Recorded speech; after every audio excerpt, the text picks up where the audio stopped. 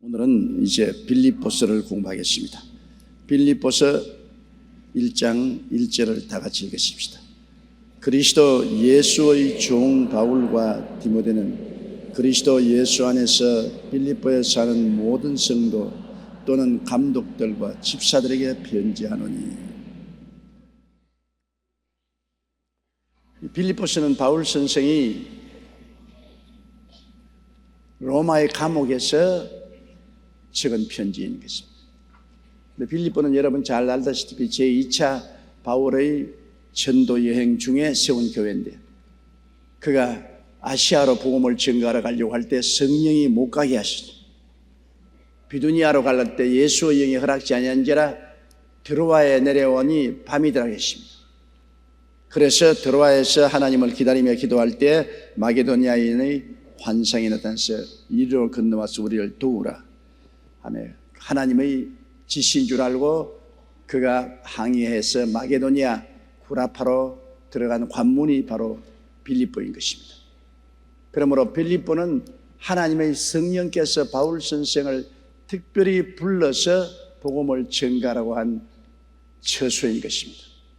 여러분, 하나님의 성령께서 우리를 부르시는 그곳에 가서 우리가 말씀을 전거해야 열매를 맺을 수 있습니다. 바울 선생은 얼마나 뜨겁고 열렬한 복음 전도자지만은 그가 성령과 인원하지 아니하고 아시아가 좋으니 아시아의 복음을 전하려고 나갔을 때 실패했습니다.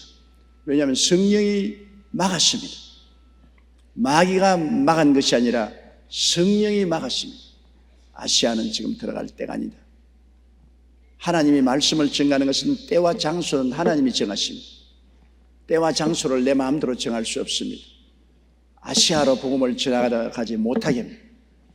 그래서 바울 선생은 또 하나님을 기다리지 아니하고 비두니아로 가려고 했는데 예수님의 영이 허락지 않았습니다. 성령이나 예수님의 영은 똑같은 말입니다. 그러니까 그는 이제는 방향감각을 잃고 드로아로 내려왔습니다. 여러분, 사람이 올라가는 것은 좋지만 내려간다는 것은 굉장히 좌절되고 낙심되는 것입니다. 드로아로 내려왔는데 밤이더라고 말했습니다. 실제로 밤에 내려왔기도 하겠지만은 바울 인생에 캄캄한 밤이 다가왔습니다. 밤이라는 것은 앞이 안 보이잖아요. 바울 선생이 방향 감각을 잃어버렸습니다. 아시아로도 못 가고 비두니아도 못 가고 드로아로 내려왔는데 밤에 취했습니다. 이제는 방향 감각을 잃고 어찌할 바를 모르겠습니다. 우리가 하나님의 성령의 인도를 받지 아니하면 방향 감각을 잃어버리고 어찌할 바를 모르고 방황하게 되는 것입니다. 성령의 인도를 받으려면 하나님 앞에 기다려야 되는 것입니다. 우리가 하나님의 성령 앞서서 뛰어가면 성령이 뒤에서 잡아 당기고 성령과 실험하게 되는 것입니다. 잠잠히 하나님을 바라고 기다리면 성령의 인도를 받게 되는 것입니다. 누구든지 인도를 받고자 하는 사람은 인도하는 사람을 기다려야 되지 않습니까? 관광 여행을 갈 때라도 가이드가 우리들을 인도하려면 가이드를 기다리고 가이드를 따라가야지. 가이드 앞서가면 길을 잃어버리게 되는 것입니다. 성령은 우리 인생의 가이드입니다. 우리를 인도하기 위해서 와 계십니다. 그렇기 때문에 잠잠히 성령을 기다림이 굉장히 좋습니다.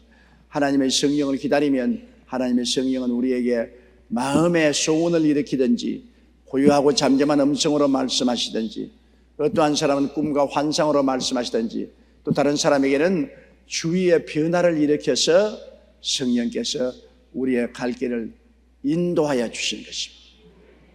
그러면 성령의 인도를 받으면 우리가 밤에서 대낮 같은 밝은 세계로 나오게 됩니다. 바울 선생은 드로아에 내려가서 밤에 방향 감각을 다 잃어버리고 비로소 하나님 앞에 기도하며 기다렸습니다. 그런데 환상 가운데 유럽의 도시인 마게도니아의 사람이 일어나서 이리로 와서 우리를 도우라. 하나님의 지시가 내려왔습니다. 사람이 인생을 살면서 하나님의 지시를 받고 사는다는 것은 얼마나 좋은지 몰라요. 하나님이 나에게 오라고 하신 곳에 가는 것은 얼마나 담대합니까? 하나님이 오라고 하셨으니 가는 데 필요한 모든 수속과 절차를 하나님의 능력으로 돌보아 주시는 것입니다. 내가 마음대로 가면 내가 내 예비 들어가야 되지만 하나님이 가라고 하는 데 가면 하나님이 예비를 대어 주시고 돌보아 주시는 것입니다. 하나님의 은혜와 능력으로 가잖아요. 욥바가 니느웨로 가는 것을 피해서 다시스로 갈 때 그는 욥바에 가서 자기가 선가를 지불하고 배표를 사서 배를 타다 했습니다. 하나님이 가라는 니느웨로 갔더라면 자기가 성가를 지불할 필요 없습니다. 하나님이 돌봐 주실 것입니다. 그러나 하나님의 얼굴을 피해서 도망칠 때는 자기 비용 자기가 내야 되는 것입니다. 우리가 하나님의 종으로 살면은 하나님의 종이 주인의 모든 일을 돌봐 주시면 내가 주인이 되면 내 인생 내가 살아야 됩니다. 내 인생 내가 사는 것하고 내 인생 하나님이 살아주시는 것하고는 천냥지차로 들리는 것입니다. 바울은 완전히 하나님을 섬기는 종으로서 하나님의 지시를 받고 그가 마게도니아의 성 빌립보로 들어갔습니다. 그리고 빌립보에서 바울이 안식일 날 기도 처소를 찾아서 도시 변두리에 있는 시내가로 나갔습니다. 시내가에 나가면 옛날에는 빨래도 하고 그곳에서 장사꾼들도 시내가 언덕에 앉아서 장사도 하는데 자주 물감을 들인 옷감을 파는 자주 장사들이 모여서 장사라는 곳에 가서 바울 선생이 전도를 했는데 성경에 보니까 하나님이 자주장사 루디아의 마음을 열었다 했습니다. 하나님이 열었다고 그랬습니다. 바울이 설득한 것이 아니라 하나님이 루디아의 마음을 여는 것입니다. 우리가 복음을 전가할 때 하나님이 상대방의 마음을 열어주셔야 복음이 들어가지 놀타라도 만들어가죠. 마귀는 자꾸 문 닫는 일하고 하나님의 성령은 문 여는 일을 하지요. 그래서 마귀가 역사하는 데 가면 아무리 복음을 전거해도 길거리에 떨어진 씨, 자갈밭에 떨어진 씨, 가시는 굴에 떨어진 씨가 됩니다. 안 받아줘요. 세상은 마귀가 점령하고 있기 때문에 마귀가 세상에 아무리 복음을 전거해도 자꾸 길을 막지요. 그러므로 우리가 기도를 많이 하고 복음을 전개해야 되는 것은 기도를 많이 하면 하나님의 성령께서 마귀의 진을 회파하시고 그리고 사람들의 마음 문을 열어주시기 때문인 것입니다. 우린 모든 면의 영적 전쟁을 하고 있어요. 배후의 전쟁입니다. 우리 배후에 마귀가 있어가지고서 안 믿는 사람 배후에 마귀가 자꾸 혼미한 영을 주고 마음 문을 닫아주고 세속으로 자꾸 채우는데 내가 가서 아무리 복음을 전도해도 소용이 없죠. 그러나 내가 열심히 기도하면 내 배후에 성령이 천사와 더불어 안 믿는 사람 배후에 있는 마귀와 귀신들과 싸워서 저를 무력화시키 바랍니다. 그러면 배후에 있는 세력인 귀신이 무력화되면은 귀신이 사용하던 사람이 이제는 귀신에서 노예난 받음으로 마음 문을 열기 시작하는 것입니다. 그러면 복음이 증거돼요. 우리의 실험은 혈과 육에 대한 것이 아닙니다. 항상 우리가 알아야 될 것은 언제나 배후에 마귀가 있습니다. 예수님의 성도들의 배후에는 하나님 아버지와 예수님과 성령과 천사들이 있고 불신과 반역하는 사람들의 배후에는 마귀와 귀신들이 있습니다. 그러므로 먼저 영적 전쟁을 치러야 이 육신적인 세계에서 우리가 승리할 수 있지, 영적 전쟁을 치르지 않고는 육신적인 삶에서 승리를 구할 수 없습니다. 영적 전쟁이란 기도지요. 맹렬한 기도를 해서 그 안 믿는 사람의 마음을 잡고 있는 그 배후의 세력을 꺾어야 되겠습니다. 영적 세력을 꺾어야 돼요.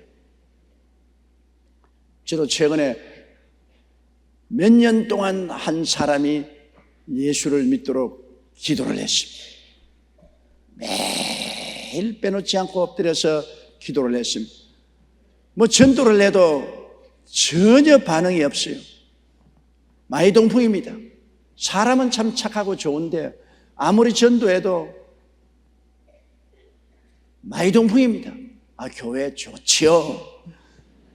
믿어야지요. 좋은 일 하십니다. 그렇지 예수를 믿겠다는 작정을 안 하는 것입니다. 오랫동안 기도를 하는데 나는 기도할 때마다 그 배후에 있는 세력이 끊어지기를 기도합니다. 저 사람 배후에 마음 문을 닫고 빗장을 채우고 못 믿도록 하는 원수 마귀를 물리치고 저 사람 회개하기 위해서 하나님 저 사람의 마음을 열어주시고 배후에 있는 마귀를 멸하여 달라고 끊임없이 제가 기도를 했는데 몇 년을 기도했는데 최근에 또 만나서 복음을 증거해 보니까 와 많이 달라졌더라고요. 언제 달라졌냐면 나도 교회 이제 나갑니다. 나도 이제 교회 나가면서 말씀을 듣습니다. 내 마음에 배후의 마귀의 세력이 꺾어졌구나. 요 사이는 하나님 성령께서 그 마음을 활짝 열어서 예수님을 구주로 모시도록 기도를 해주고 있습니다. 그러므로 기도하지 않고 여러분 복음 전도하는 것은 계란으로 바위 때리는 거 한 가지입니다. 바위가 안 깨져요. 기도를 해서 배후의 세력인 원수 마귀를 무찔러야 되는 것입니다. 바울 선생이 빌립보에 가서 복음을 전가할 때 하나님이 루디아의 마음을 열어주셔서 루디아가 예수를 믿고 자기만 믿은 것이 아니라 온 가족을 다 예수께로 인도했습니다. 성경 말씀에 주 예수를 믿어라. 그러면 너와 내 집이 구원을 얻으리라. 이상하게 하나님 성령이 들어오시면 그 다음 그 집안 식구들까지 다 연계해서 만문을 여십니다. 하나님의 역사는 언제나 집단적으로 일어납니다. 한 사람이 예수 믿으면 가족이 다 예수 믿습니다. 집단적으로 일어납니다. 그러고 난 다음 빌립보에서 복음을 전가하는데 한 점치는 처녀가 따라다니면서 온 천하 사람들이요, 이 사람들은 하나님의 구원의 길을 보여주는 하나님의 사자입니다. 고함을 치고 따라다닙니다. 이게 보통 사람이 고함 치고 따라다니면 몰라도 점쟁이가 그렇게 따라다니니까 이건 보통 문제가 아닙니다. 왜냐하면 바울이 복음을 전하는데 바울의 복음 전가하고 점쟁이하고 한 가지구나. 하나님의 영과 귀신의 영을 혼돈시키려고 하는 것입니다. 귀신의 영에 들린 점쟁이가 따라다니면서 이분은 하나님의 지극히 높으신 하나님의 복음을 전하는 사람이라고 자꾸 증거하고 다니니까 이거는 큰일이거든요. 그래서 바울 선생이 예수 이름으로 명하노니 너희 귀신아 물러가라. 그러니 그 처녀에게서 귀신이 떠나가 버리니까 그 귀신을 이전해서 점쳐서 돈 버리던 주인이 머리까지 화가 났습니다. 이제는 아무리 되라도 아무 말도 못해요. 귀신이 떠났으니까 알탱이 있어요. 점치는 것 여러분 귀신이 들려서 점치는 겁니다. 무당 막 일하는 것도 귀신이 들려서 하는 것이지요. 우리 눈에는 점쟁이요 무당으로 보이지만 그 배후에는 귀신이 들어와서 그렇게 하거든요. 그러므로 귀신을 먼저 쫓아내야 돼요.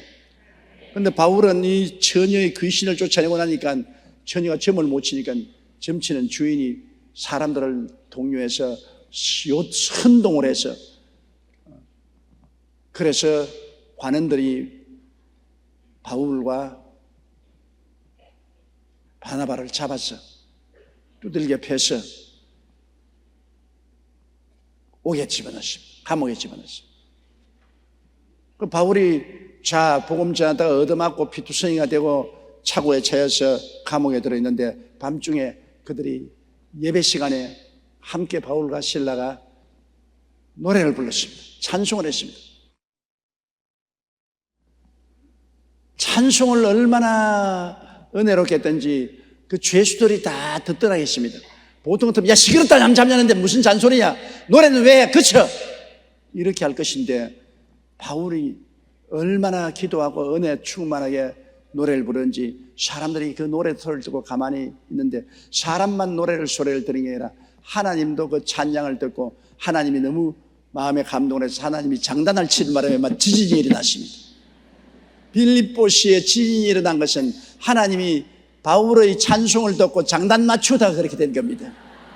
하나님은 찬양을 좋아하셔요. 이스라엘의 찬양 중에 거하는 하나님, 여러분 찬송을 많이 부르십시오. 하나님은 찬송을 굉장히 좋아하십니다. 찬양 중에 거하시오. 바울 선생이 찬송 안 불렀으면 빌립보에 옥토가 흔들리는 지진이 안 일어났지.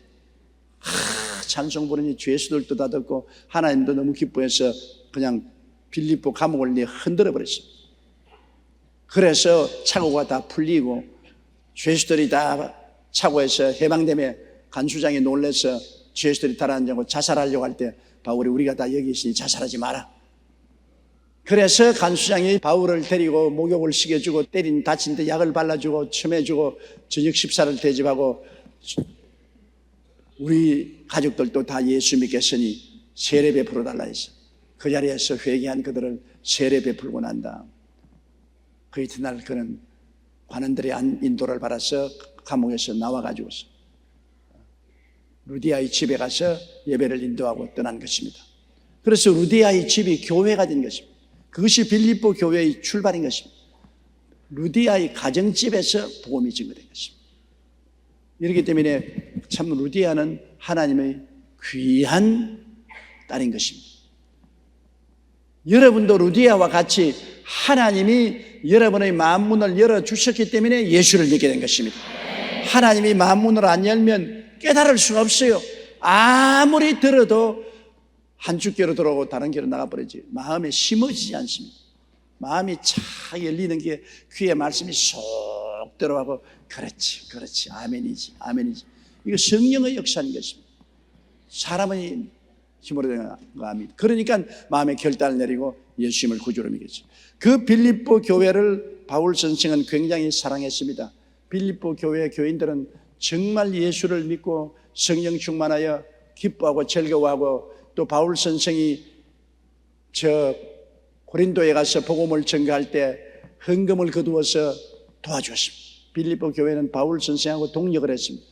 선교비를 보내주고 선교비를 도와줬습니다. 그가 로마의 감옥에 있을 때도 에바브라 디도를 통해서 그들이 헌금을 보내주었습니다. 바울 선생이 헌금을 받고 너무나 감격했습니다. 그가 외롭고 고통스러울 때 짐을 걸머지는 사람 참 친구인 것입니다. 좋을 때 여러분 친구는 얼마든지 많습니다. 그러나 나쁠 때, 괴로울 때, 슬플 때, 고통당할 때, 사람들에게 버림받았을 때 찾아와서 친구가 되어주고 짐을 나누어주고 위로해주는 친구는 진짜 친구입니다. 그에서 더한 좋은 친구는 없습니다. 세상에 많은 친구 소용없어요. 귀찮습니다. 내가 고난당할 때 나와 함께 고난의 짐을 짊어질 수 있는 친구, 제일 좋은 친구인 것입니다. 고난당할 때 그런 친구 한두 명이 있으면 그는 세상에 수백 명, 수천 명 친구가 있는 것보다 낫습니다. 대개 보통 친구는 고난당할 때 다 떠나버립니다. 그러나 나를 사랑으로 덮어주고 어루만져주고 씻어주고 세워주고 수설해주는 이러한 친구 얼마나 좋은 친구입니까? 부모는 그렇게 해주지만 부모가 아닌 친구들은 별로 그렇게 해주는 사람 없는데 그런 친구는 좋은데 빌립보 교인들이 바로 바울 선생에는 그와 같은 친구입니다. 그가 감옥에 갇혀서 이제 바울 이제 감옥에 갇혀서 나오지도 못한다. 끝장났다. 사람들이 그렇게 생각하는데 감옥에 갇힌 바울을 위해서 기도하고 자기 교회 목사인 에바브라 디도를 보내서 감옥에서도 돈 쓸 수는 얼마나 있겠뇨. 선교헌금을 잔뜩 모아가지고서 바울에게 보내고 위로해 주었어요. 바울이 그 편지 받고 그 돈을 받고 마음에 굉장한 감동과 기쁨을 느낀 것입니다. 그리스도 예수의 종 바울과 디모데가 함께 감옥에 갇혀 있었습니다. 예수 그리스도의 종이라고 했습니다. 바울은 주인 행세하지 않았습니다. 바울은 예수님이 보혈로 자기를 값주고 싸주었으니 자기는 종이다. 주인은 예수님이시다. 종의 생활을. 종은 주인을 바라보고 주인이 시킨 대로 합니다. 종이 주인을, 여종이 주모의 손을 바란 같이 우리가 야훼를 앙망하나이다. 우리는 여러분 주인이 되어서는 절대로 안 됩니다. 우리 예수 믿는 사람은 우리 하나님께서 예수 그리스도를 통해서 값주고 사셨습니다. 마귀의 종이 되어 있죠. 세상의 종이 되어서 지옥으로 끌려가는 우리를 예수 그리스도의 보혈을 주고 샀다는 것입니다. 우리는 하나님께로부터 구출을 받았죠. 값주고 하나님이 사주신 종이기 때문에 종이지 주인의 행세를 해서 안 됩니다. 예수 안 믿는 사람은 마귀의 종이고 예수 믿는 사람은 예수님의 종인 것입니다. 우리는 다 종이지 이 세상에 자기가 주인이라고 생각하는 것은 착각입니다. 착각은 자유지만은 그러나 그 착각이 잘못된 자유는 망신당하지요. 세상에 있는 사람들은 마귀의 종이라 마귀가 시킨 대로 합니다. 마귀의 종으로 예수 믿지 말라느니 안 믿지요. 마음속에 육신의 정욕, 안목의 정욕, 세상의 자랑을 따라 탐욕으로 살지요. 그 다음에는 육체적으로는 세상을 쫓아 살고 술 먹고 담배 피우고 방탕하고 허랑하고 살지요. 마귀의 종입니다. 마귀가 시킨 대로 끌고 가는 거죠. 그러나 예수 믿는 사람은 보혈로 값주고 산 예수의 종으로서 주님이 이제는 이끄는 대로 따라가는 것입니다. 거룩하고 성령 충만한 삶을 살고 마음의 탐욕을 저버리고 하나님의 영광을 위해서 살고 우리의 삶에서도 경건하고 거룩하고 깨끗하게 사는 것입니다. 그래서 그리스도 예수의 종인 바울은 그 디모데는 그리스도 예수 안에서 빌립보에 사는 모든 성도와 그리스도 안에 있다. 그리스도 안에 있다. 우리는 여러분 주님과 멀리 떨어져 있다고 생각하는 사람 많은데 성경 골로새서 1장 13절에 하나님께서 우리를 흑암의 권세에서 건져내사 그 사랑의 아들 나라로 옮겼었으니라고 말하는 것입니다. 흑암의 권세에서 하나님이 여러분 예수 믿을 때 건져내어서 그 사랑의 아들 나라로 옮겼습니다. 여러분은 모두 다 옮김을 받은 사람들인 것입니다. 예수 믿을 때 예수를 믿고 입술로 예수를 구주로 고백을 했을 때 하나님은 여러분을 능력으로 옮겨서 그 사랑의 아들 나라의 시민이 되게 한 것입니다. 그러므로 여러분은 자나깨나 이제는 예수님 안에 있습니다. 예수님 밖에 있지 않아요. 예수님 어디 계십니까? 너가 내 안에, 내가 너 안에 있다. 그러므로 여러분 속으로 기도해도 주님 들으시고 소곤소곤 기도해도 주님 들으시고 고함을 쳐서 기도해도 주님이 들으시는 것은 예수님 안에 있으니까. 우린 예수님 나라 백성이요 예수님 안에서 살고 있습니다. 그러므로 내가 항상 여러분에게 주님 이 자리에 계십니다 그렇게 입으로 시인하라는 것은 예수님이 멀리 계시지 않다는 것입니다. 우리는 예수님 안에 있고 빌립보 교인들도 예수님 안에 있고 바울도 예수님 안에 있고 빌립보 예수 안에서 빌립보에 사는 모든 성도들 또 교회 감독은 장로들을 말하는 것입니다. 또 집사들에게 편지한다. 교회는 이러한 하나님의 제도가 있습니다. 평신도가 있는가 하면 교회는 집사들이 있고 그리고 또 집사들 위해 교회를 이끌어 나가는 감독 또는 장로 혹은 목사, 장로는 똑같이 감독이라고 합니다. 교인을 감독하니까 장로들도 교인을 감독하고 목사도 교회를 감독하니까 감독입니다. 그래서 빌립보에 있는 평신도와 집사와 감독들에게 편지한다. 그렇게 말했었습니다. 둘째요, 하나님 우리 아버지와 주 예수 그리스도에게로서 은혜와 평강이 너희에게 있을지어다. 하나님 보좌에 앉아 계시고 예수님 보좌 우편에 계십니다. 모든 은혜는 하나님을 통해서 예수님을 지나서 우리에게 오는 것입니다. 어떠한 사람은 우리는 예수님은 필요 없고 하나님께 직통한다고 하는데 그건 사탄입니다. 아들이 있는 자에게는 아버지가 있고 아들이 없는 자에게는 아버지도 없습니다. 언제나 아버지와 아들은 하나인 것입니다. 예수 그리스도를 통해야 아버지께로 나갑니다. 예수 안에 있으면 하나님 안에 있고 예수 밖에 있으면 하나님 밖에 있습니다. 그러므로 우리가 기도해도 예수님 이름으로 기도할 때 하나님께 통과되지 예수님 이름을 통하지 않으면 하나님께 통과되지 않지요.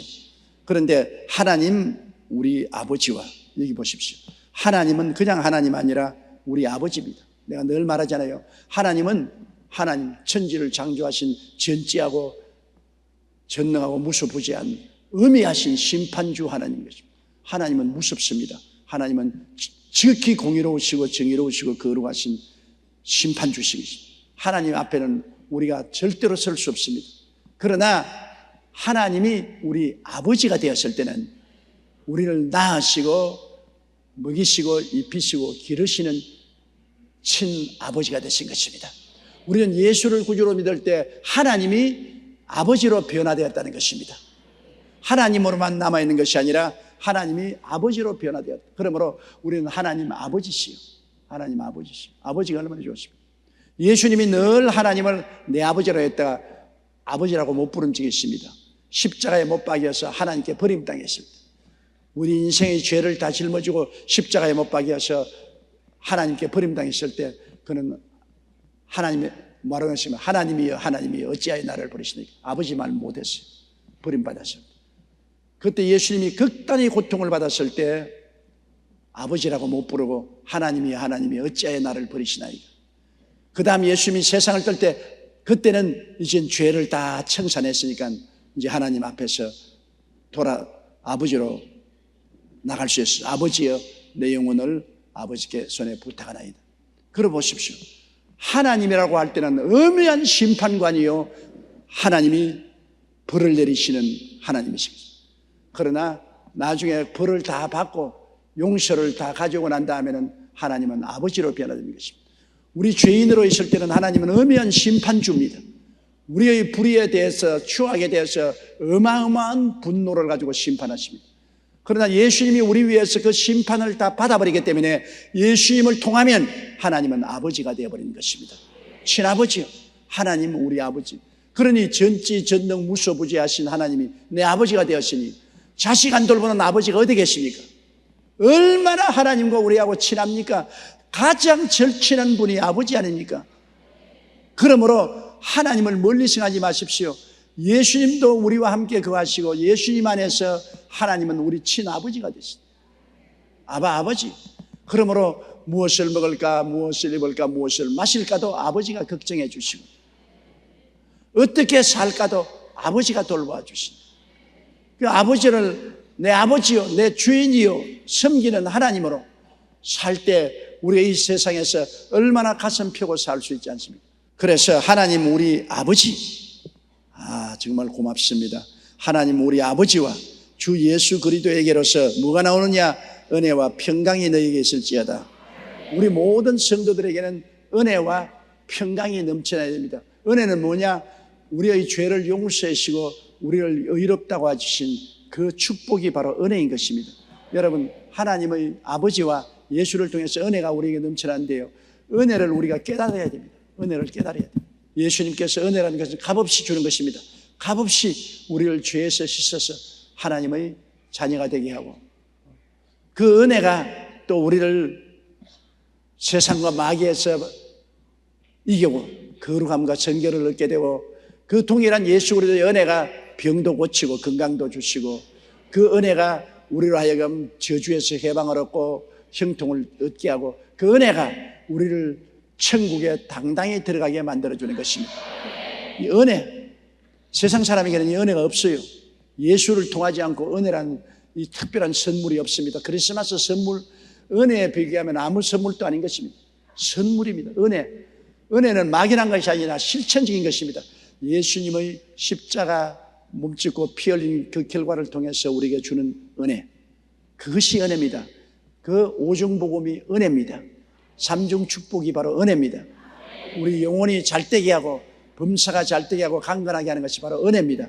주님의 은혜가 임하여서 예수님을 통해서 죄사함 주시고 의롭게 만들어 주시고, 은혜가 임하여서 마귀와 세상을 벗어버리고 거룩하고 성령 충만하게 하시고, 은혜가 우리에게 와가지고서 우리의 병을 고치고 건강하게 하시고, 은혜가 와서 축복을 주는 것입니다. 저주를 제하고 은혜가 우리 가정에, 우리의 점포에, 우리의 사업에 은혜가 임하여서 역사하시고, 죽을 때도 은혜가 우리를 천당으로 이끌어갑니다. 그러므로 우리가 예배를 왜 드립니까? 은혜 받으려고 예배 드리는 것입니다. 우리 하나님 앞에서 말씀을 듣고 기도할 때 은혜가 역사하거든. 우리 예수 믿는 사람은 하나님의 은혜가 오면은 그 결과로 어떤 것이냐? 마음이 편안해지는 것입니다. 마음이 편안하고 기뻐져요. 내가 은혜를 안 받으면 마음이 편안하지 못하고 불안하고 초조하고 괴로우면 은혜를 못 받은 것입니다. 은혜를 받으면 염려, 근심, 불안, 초조, 절망 다 사라지고 마음이 편안해지는 것입니다. 그러면 온몸이 아주 노곤노곤해지고 좋아지죠. 그러므로 마음에 평안이 없을 때는 은혜가 떠난 줄 아십시오. 평안이 없으면 하나님께 회개하고 부르짖어 기도해서 하나님 은혜를 주시라고 기도하십니다. 하나님 은혜가 오면 마음에 또다시 평안이 임하시게 되는 것입니다. 그 다음 3절요. 내가 너희를 생각할 때마다 나의 하나님께 감사한다. 자, 이거 얼마나 좋습니까? 바울 선생이 물론 그 자신이 은혜가 충만했지만은 이 빌립보 사람들을 생각할 때마다 내가 너희를 생각할 때마다 하나님께 감사한 생각이 잡았습니다. 참 얼마나 좋은 사람들이냐, 얼마나 기뻐하느냐, 얼마나 다정하냐, 얼마나 친절하냐, 얼마나 열심히냐, 얼마나 멋있느냐. 생각할 때마다 그 사람을 생각하고 감사할 생각이 생깁니다. 그런 사람이 있으면 얼마나 좋아요. 여러분도 생각할 때마다 감사가 나오는 사람 있지요? 나는 우리 여의도 순복음교회를 생각할 때마다 감사해요. 하나님이 이렇게 좋은 교회를 세워주시고 이렇게 좋은 성도들을 주셨습니까? 생각할 때마다 감사합니다. 내가 너희를 생각할 때마다 나의 하나님께 감사하며 4절요 간구할 때마다 너희 무리를 위하여 기쁨으로 항상 간구하며. 그리고 기도를 하는데도 그냥 기도입니다. 간절한 기도입니다. 바울 선생은 간절한 기도를 했습니다. 여러분 일반적인 기도는 그냥 하나님과 교제하는 기도입니다. 하나님과 교통하는 일반 평소에 그냥 교제하는 기도입니다. 우리 장로님의 대표 기도하는 것은 하나님과 교통하는 기도입니다. 그러나 간구는 아예 그냥 마음에 절절한 원한을 가지고 기도하는 것입니다. 창자가 끓어오르는 간절한 기도. 이것이 원수의 진을 무너뜨리고 하나님께 나가게 하는 것입니다. 간절한 기도는 온 마음과 정성이 다 거기에 들어가기 때문에 옆에서 누가 고함치는 소리도 안 들립니다. 그 기도에 집중하기 때문에. 한나는 아들 달라고 너무나 간절히 기도하기 때문에 나중에는 목소리도 안 나왔습니다. 입술만 들썩들썩했습니다. 엘리가 술 취한 줄 알고 언제까지 술을 먹고 와서 교회에서 그렇게 하겠느냐? 한나가 제사장님, 내가 한이 맺힌 여자라 술을 먹고서 기도하는 것이 아니라 한이 맺혀서 목이 메여서 말이 안 나와 입술만 들썩거립니다. 왜 그러냐? 하나님께 아들을 달라고 기도합니다. 그래요? 명예님한 때 아들이 있으리라. 간구는 응답을 받습니다. 간절한 기도. 그 간절한 기도도 여러분 성령이 도와주셔야 간절한 기도를 할 수 있습니다. 간절한 기도, 내가 억지로 간절한 기도가 안 나오지요. 아주 고통스럽고 괴로운 문제를 당했을 때는 간절히 기도가 나옵니다. 간절한 기도가 나와요. 너무나 막다른 골목에 처해서 죽기 아니면 살게 됐을 때는 그때는 창자가 끊어지는 기도가 나와요. 간절한 기도. 그 위에 등 따시고 배부를 때는 기도가 안 나와요. 기도할 게 없어요. 그럴 때는 성령의 도우심을 받아야 되는 것입니다. 하나님 성령이 제게 임하셔서 기도 제목을 주시고 간절히 기도하게 해 주시옵소서. 성령이 오시면 우리에게 간절한 기도가 나오게 합니다. 저는 간절한 기도가 없을 때는 가만히 성령 앞에 기다립니다. 하나님, 내 마음에 성령이 임하셔서 간절한 기도를 하게 도와주시옵소서. 그렇게 한 30분, 1시간 좀 기다리면 성령이 이슬같이 임하여서 온몸이 성령에 적시고 그 다음부터는 뱃속에서부터 간절한 기도가 나오기 시작하는 것입니다. 바울 선생은 빌립보 성도들을 위해서 간구할 때마다 너희를 모하여 기쁨으로 항상 간구한다. 기쁨이 넘쳐서 기도한다. 기도를 해주니까 기도 받는 사람도 행복하지만 기도를 해줄 때 마음이 기쁘다. 상대를 사랑하고 너무나 좋아하니까 사랑하고 좋아하는 사람을 위해서 기도해 주는 것보다 해주는 것도 마음이 기쁘다. 기도하기 싫은 거 억지로 기도해 주는 것은 별로 은혜가 안 되죠.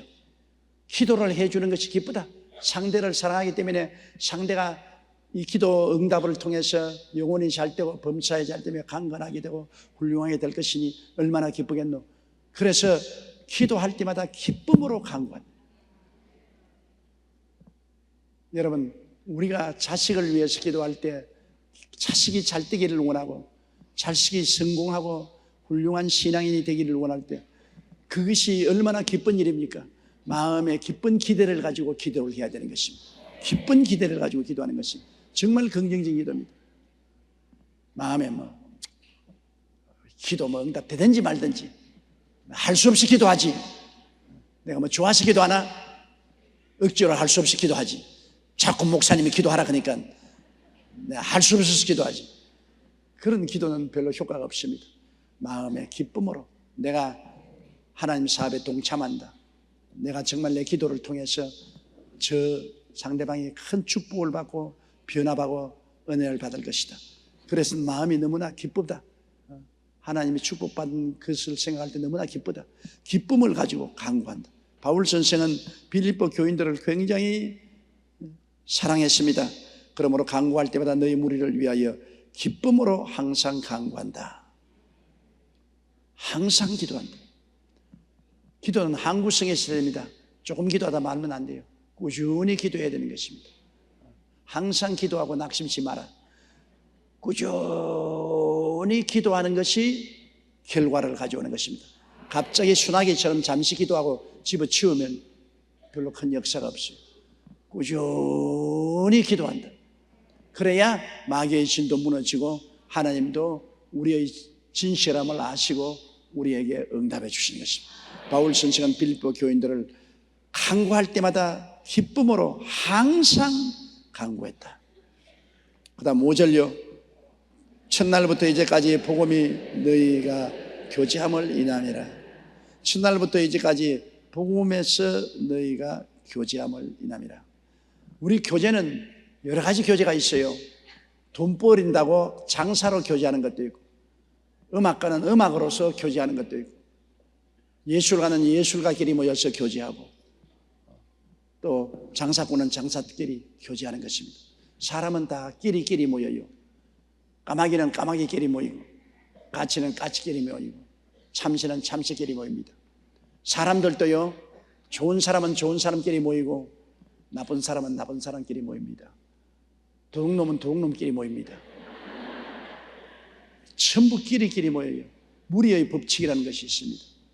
그러므로 여러분, 이 무리의 법칙이 굉장히 중요합니다.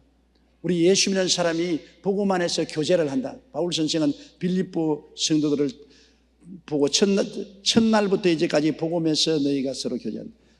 복음을 전할 그날부터 시작해서 모였다. 개인이 흩어지지 않냐고. 루디아의 집에서 교회를 만들어서 복음 안에서 교제한다. 우리에게 복음 안에서 교제하는 것입니다. 우리 다 다르지 않아요. 이름도 다르고 성도 다르고 남녀 성별도 다르고 연령도 다르고 직업도 다르고 생활 형편도 다 다르지 않아요. 그러나 다 다르면서도 하나로 교제될 수 있는 중심축이 뭡니까? 복음 아닙니까? 예수 안에서 하나입니까? 그렇죠. 우리가 교회 모이는 것은 우리가 함께 모여서 말씀 듣고 기도할 때 서로 신앙을 띄워주는 것입니다. 이거 뭐 내 혼자 하지. 내 혼자는 도저히 힘들어서 못할 것도 함께 모여서 기도하면 내 혼자 못 쫓아내는 귀신이 교회 와서 예배 보면 떨어져 나가요. 다른 사람의 기도 열기에 합쳐서 귀신이 쫓겨나가요. 교회에 왔다 예배 드리고 가면 마음이 상쾌한 것은 귀신이 떨어져 나가기 때문에. 구역 예배에 모여서 서로 함께 기도하면 서로 신앙으로 밀어주고 도와주기 때문에 굉장히 큰 도움을 받습니다. 여러분, 그러므로 주님이 오시는 날 가까워질수록 세상의 마귀가 강할수록 모이기를 피하지 말라고 했습니다. 서로 모여서 정도 안에서 교제를 많이 해야 되는 것입니다. 그래야 우리 신앙이 돈독해져요. 강해져요. 교제를 하지 않으면 신앙은 점점 약해지고 힘들어서 감당하지 못하게 되는 것입니다. 빌립보 교회가 아주 바울 선생의 마음에 들고 주한 것은 첫날부터 이제까지 복음에서 너희가 교제함을 인합니다.